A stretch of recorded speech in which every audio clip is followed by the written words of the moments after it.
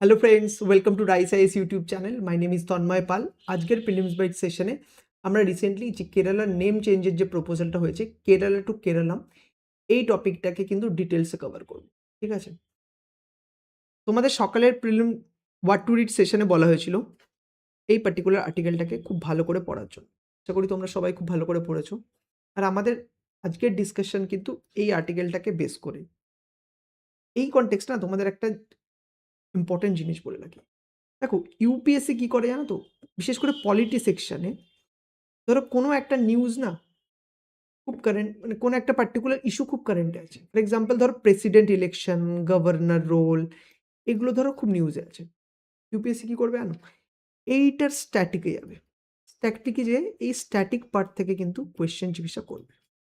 এই ট্রেন্ডটা কিন্তু আমরা বারবার ইউপিএসসি দেখি। তোমরা 2023 প্রিলিমসের কোয়েশ্চেন খুললেও কিন্তু এটা দেখতে পাবে। এই ট্রেন্ডটা ফলো। এবার এই লজিকটা না আমরা এই আর্টিকেলে লাগাই। কি হবে দেখো, যেহেতু নেম চেঞ্জটা নিউজে আছে, ইউপিএসসি কি করতে পারে যে না, এর যে স্ট্যাটিক পার্টটা সেখান থেকে কিন্তু ইউপিএসসি কোয়েশ্চেন জিজ্ঞাসা করতে পারে। তো এই টপিকটা কিন্তু তোমাদের 2026 এর প্রিলিমসের জন্য খুব খুব ইম্পর্টেন্ট হয়ে গেছে। খুব মন দিয়ে শুনবে। ঠিক আছে? এই কনটেক্সটটা মাথায় রেখে কিন্তু আমরা আজকের আর্টিকেলটাকে কভার করব। Renaming Kerala to Kerala. ঠিক আছে? প্রথমে আমরা কনটেক্সট জানবো, এরপরে আমরা কনস্টিটিউশনাল প্রভিশন জানবো, দেন আমরা জানবো হিস্টোরিক্যাল অ্যান্ড লিঙ্গুইস্টিক রুট, তারপর আমরা চলে আসবো কম্পারিজন উইথ আদার স্টেটে। আর এই যে আমরা আলোচনাটা করব তার উপর বেস করে কিন্তু এই পার্টিকুলার প্রিলিমসের একটা এমসিকিউ দেওয়া আছে। তোমরা যদি এই ডিসকাশনটাকে খুব ভালো করে শোনো, তাহলে আমি 100% শিওর তোমরা এই কোয়েশ্চেনটাকে সলভ করতে পারো। আর এই সলভ করার পরে কি করবে না, এর যে আনসারটা থাকবে সেটা কমেন্ট সেকশনে যেয়ে কিন্তু আমাদের জানাবে। ঠিক আছে? যাতে আমরা বুঝতে পারি যে তোমরা জিনিসটা কতটা ভালো করে বুঝতে পেরেছো। ওকে, তো শুরু করা যাক। এবার প্রথমেই আমরা কনটেক্সট দিয়ে শুরু করছি। কনটেক্সট কি হয়েছিল যে রিসেন্টলি ইউনিয়ন ক্যাবিনেট কি করেছে, কেরালা গভর্নমেন্ট একটা প্রপোজালকে অ্যাপ্রুভ করে। এবার এই প্রপোজালটা কি, জুন 2024-এ কেরালা গভর্নমেন্ট একটা রেজলিউশন পাস করে যে লেজিসলেটিভ অ্যাসেম্বলিতে, যে যেখানে তারা এটা চেয়েছিল যে কেরালার নাম চেঞ্জ হয়ে কেরালাম হোক। এই যে প্রপোজালটাকে, এটাই কিন্তু ইন্ডিয়ান গভর্নমেন্ট অ্যাকসেপ্ট করে। এইবার না আসল প্রসিডিওরটা শুরু হবে। এবার এর জন্য কি করবে, union cabinet has now set in motion Kerala alteration name bill 2026। ঠিক আছে? এরপর আমরা যেটাতে আসবো না, কনস্টিটিউশনাল প্রভিশনে আসবো। আর কোয়েশ্চেন কিন্তু এখান থেকেই না আসতে পারে। এটাকে খুব ভালো করে শুনবে। প্রথম কথা এটা জেনে নাও যে পার্লামেন্ট, মানে এই যে নেম চেঞ্জিং এর যে এক্সক্লুসিভ পাওয়ার, সেটা কিন্তু স্টেট লেজিসলেটিভ অ্যাসেম্বলির হাতে নেই। সেটা কিন্তু একমাত্র পার্লামেন্ট অফ ইন্ডিয়ার হাতেই আছে। ঠিক আছে? আর তোমরা যদি আর্টিকেল দেখো, তাহলে দেখবে আর্টিকেল 3 তে কিন্তু এটা বলা আছে।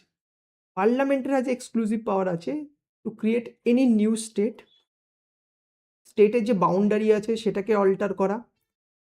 ঠিক আছে? এর সাথে সাথে স্টেটের নেম চেঞ্জ করার কিন্তু যে এক্সক্লুসিভ যে পাওয়ার, সেটা কিন্তু পার্লামেন্ট অফ ইন্ডিয়ার হাতেই আছে। ঠিক আছে? প্রিলিমসের সময় এক্সক্লুসিভ এই ওয়ার্ডটাতে, এই কিওয়ার্ডটাতে ফোকাস করবে। ঠিক আছে? এবার ধরো এখানেই কিন্তু ইউপিএসসি প্রিলিমসে তোমাদের একটু অ্যালার্ট থাকতে হবে যে ধরো এখানটা এক্সক্লুসিভলি দিয়ে কেউ কেটে দিল। ঠিক আছে? এলিমিনেশন টেকনিকের নামে। ঠিক আছে? এরকম কিন্তু করা যাবে না। তো এই ফ্যাক্টগুলোকে খুব ভালো করে মাথায় রাখবে। এরপর না আমরা প্রসিডিওরটাকে পুরো দেখে নেব। প্রসিডিওরটা কি আছে? দেখো, প্রথমে তো একটা বিল যে কোনো পার্লামেন্টের একটা হাউসে দিতে হবে, পেশ করতে হবে। ঠিক আছে?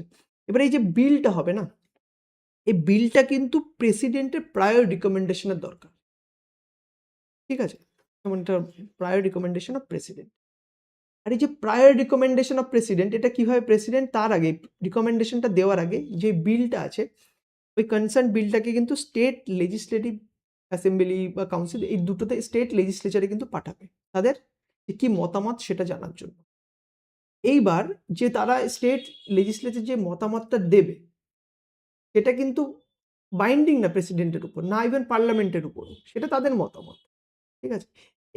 এই প্রসিডিওরটা করার পরে বিলটা পার্লামেন্টের যে কোনো একটা হাউসে প্রেজেন্ট করা হবে।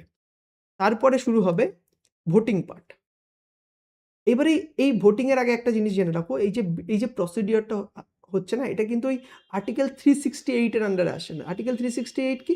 যেটাকে ইউজ করে আমরা কোনো কনস্টিটিউশনাল অ্যামেন্ডমেন্ট করি। ঠিক আছে? যার জন্য স্পেশাল মেজরিটি দরকার। ঠিক আছে? কিন্তু এই পার্টিকুলার নেম চেঞ্জের ক্ষেত্রে কিন্তু আর্টিকেল 368 এর মধ্যেই আসছে না ওটা। ঠিক আছে? এর জন্য আমরা এখানে সিম্পল মেজরিটি দিয়েই কিন্তু ভোটিংটা হবে। ঠিক আছে? সিম্পল মেজরিটি মানে কি? Majority of the member present and voting. তো প্রসিডিউরটা বোঝা গেল যে পার্লামেন্টের বিল পেশ হবে, সেই বিলটা তখনই পেশ হবে যখন রিকমেন্ডেশন প্রেসিডেন্টের থাকবে। প্রেসিডেন্ট রিকমেন্ডেশনের দেওয়ার আগে সেই বিলটাকে কনসার্ন স্টেটে পাঠাবে। তাদের ডিসিশন একদমই প্রেসিডেন্ট বা পার্লামেন্ট কারোর উপরই বাইন্ডিং না। এরপর যেটা আসবে সেটা হচ্ছে পার্লামেন্টে ভোটিং হবে with the help of simple majority. This is the static and core concept of this topic. ঠিক আছে? এটা বুঝতে পারলে? এরপর আমরা এই পার্টিকুলার ইস্যুটাকে কিন্তু একটু হিস্ট্রিক্যাল অ্যাঙ্গেল থেকেও দেখব। এবার হিস্ট্রিক্যাল অ্যাঙ্গেল থেকে আমরা যখন দেখি যে আমরা যদি ইটিমোলজিক্যাল রুট দেখি মানে কোনো একটা ওয়ার্ডের, তো আমরা দেখছি কেরালাম যে ওয়ার্ডটা আছে সেটা কিন্তু অরিজিনেটেড ফ্রম চেরাম। আর চেরামকে কিন্তু কি বলা হয়? চেরা ডাইনেস্টি। আই থিঙ্ক তোমরা সাঙ্গাম এজের টাইমে হিস্ট্রিতে সবাই সাঙ্গাম এজ খুব ভালো করে পড়েছো। সেখানে চেরা, চোলা, পান্ডিয়া এই ব্যাপারে কিন্তু তোমরা পড়ে থাকবে। আর ওই চেরা ডাইনেস্টি ওখান থেকে কিন্তু এটাকে আমরা এই পার্টিকুলার কেরালাম ওয়ার্ডটাকে লিঙ্ক করতে পারি। এর সাথে, সাথে তোমরা যদি আরও এনশিয়েন্ট হিস্ট্রিকে ট্রেস করো, এনশিয়েন্ট রুটস ট্রেস করো, তাহলে দেখতে পাবে যে অশোকান রক এডিক্ট 2 আছে। সেখানে কিন্তু কেরালার যে লোকাল রুলার আছে না, তাদের কেরালা পুত্র বলা হয়। সেখান থেকেও কিন্তু অরিজিন ট্রেস করা যায়। এরপর আমরা যদি মোর মডার্ন টাইমে চলে আসি, পোস্ট ইন্ডিপেন্ডেন্স সময়, তাহলে আমরা দেখতে পাচ্ছি যে 1956 এ কি হয়েছিল? না স্টেট রিঅর্গানাইজেশন হয়েছিল। আর এই রিঅর্গানাইজেশন সময় যখন কেরালা স্টেটটা তৈরি হয়, তাহলে সেটার যে ব্যাকে যে ল্যাঙ্গুয়েজটা, সেটা কিন্তু মালায়ালাম ল্যাঙ্গুয়েজের উপর বেস করেই কিন্তু কেরালা স্টেটটা তৈরি হয়। This is one important dimension. ঠিক আছে? আর যখন দেখবে যেমন এই ধরো নেমটা চেঞ্জ হয়ে যাওয়ার পরে কিন্তু ফার্স্ট শিডিউলেও কিন্তু চেঞ্জ আসবে। যেখানে ফার্স্ট শিডিউল কি বলেছে যে ওই স্টেটের নেম টেম এইসবগুলো কিন্তু ফার্স্ট শিডিউলে থাকে। ঠিক আছে? তো এটাই ছিল হিস্টোরিক্যাল একটা অ্যাঙ্গেল। এরপর আমরা দেখে নেব যে রিসেন্ট পাস্টে কোন, কোন স্টেটের নেমগুলো চেঞ্জ হয়েছে কম্প্যারিজন উইথ আদার স্টেট। আমরা যদি প্রথমে দেখি 1950 তে যদি আসি, তাহলে ইউনাইটেড প্রভিন্সের নেম চেঞ্জ হয়ে কি হয়েছে? না উত্তরপ্রদেশ। এরপর যদি আমরা 1969 এ আসি, আমরা দেখতে পাবো যে মাদ্রাসের নেম চেঞ্জ হয়েছে, তামিলনাড়ু হয়েছে। আর 1973 তে কি হয়েছে? মাইসুর চেঞ্জ হয়ে কর্ণাটক হয়েছে। আর এর সাথে, সাথে 2007 এ উত্তরাঞ্চল চেঞ্জ হয়ে উত্তরাখণ্ড হয়েছে। আর 2011 এ ওড়িশা চেঞ্জ হয়ে ওডিশা ওড়িশা চেঞ্জ হয়ে ওডিশা হয়েছে। ঠিক আছে? আরো আরো এর সাথে, সাথে এটাও জেনে রাখবে যে রিসেন্টলি কিন্তু ওয়েস্ট বেঙ্গল গভর্নমেন্টও চায়, ঠিক আছে, ওয়েস্ট বেঙ্গলের নেম চেঞ্জ হয়ে বাংলা হোক। কিন্তু যেই প্রপোজালটা আছে এটা কিন্তু ইউনিয়ন গভর্নমেন্ট লেভেলেই পেন্ডিং আছে। ঠিক আছে? তো আশা করি পুরো বিষয়টা একদম ক্রিস্টাল ক্লিয়ার তোমাদের। কিভাবে নেম চেঞ্জ হয়, প্রসিডিউর কি আছে। আচ্ছা, অশোকান ইনস্ক্রিপশনের ব্যাপারেও একটা বেসিক আইডিয়া তোমরা পেয়ে গেলে। আর ধরো ওই ক্রোনোলজিক্যালি কোনো একটা যদি কোয়েশ্চেন ইউপিএসসি দিয়ে দেয় নেম চেঞ্জের উপর, ঠিক আছে, তাহলেও কিন্তু তোমরা এর উপর কন্টেন্ট পেয়ে গেলে। আন্ডারস্ট্যান্ডিংও ক্লিয়ার হয়ে গেল। এইবার আমি চাইবো তোমরা এই পার্টিকুলার এমসিকিউটাকে সলভ করো। স্ক্রিনটা পজ করো, এমসিকিউটাকে সলভ করো। আনসারটা যে কমেন্ট সেকশনে যেয়ে আমাদের জানো। বোঝা গেল? এর সাথে, সাথে আমি একটা ছোট্ট তোমাদের একটা অ্যানাউন্সমেন্ট করে দিতে চাই তোমাদের জন্য। বিশেষ করে যারা বেঙ্গলি মিডিয়ামে ইউপিএসসি দিচ্ছ তাদের জন্য। দেখো, আমরা যেই কনটেন্টটা দিচ্ছি না, এটার আমরা কিন্তু একটা বাংলা ভার্শনও প্রোভাইড করছি। ঠিক আছে? তো যারা বেঙ্গলি মিডিয়ামে দিচ্ছ তারা এই কনটেন্টটাকে on a daily basis follow করো। বোথ ক্ল্যারিটি প্লাস কিন্তু যে ল্যাঙ্গুয়েজ রিলেটেড ব্যারিয়ারটা তোমাদের থাকে সেটাও কিন্তু সলভ হয়ে যাবে। ঠিক আছে? যেমন দেখো একদম প্রেক্ষাপট থেকে শুরু করে সাংবিধানিক বিধান এভরিথিং ইজ দেয়ার। ঠিক আছে? তো এটাকে খুব ভালো করে পড়বে।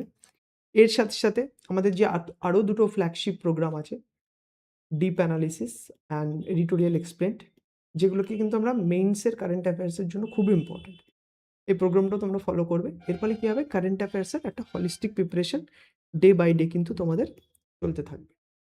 ঠিক আছে? আশা করি আজকের আর্টিকেলটা যে কনসেপ্ট আছে সেটা ক্রিস্টাল ক্লিয়ার। আর যদি কোনো কোয়েশ্চেন থাকে কমেন্ট সেকশনে যেয়ে আমাদের জানাও। আমরা কিন্তু তোমাদের সেই যে ডাউটটা দূর করে দেবো। Right? And thank you so much for attending this discussion. and all the very best for your upcoming prelims exam. Thank you.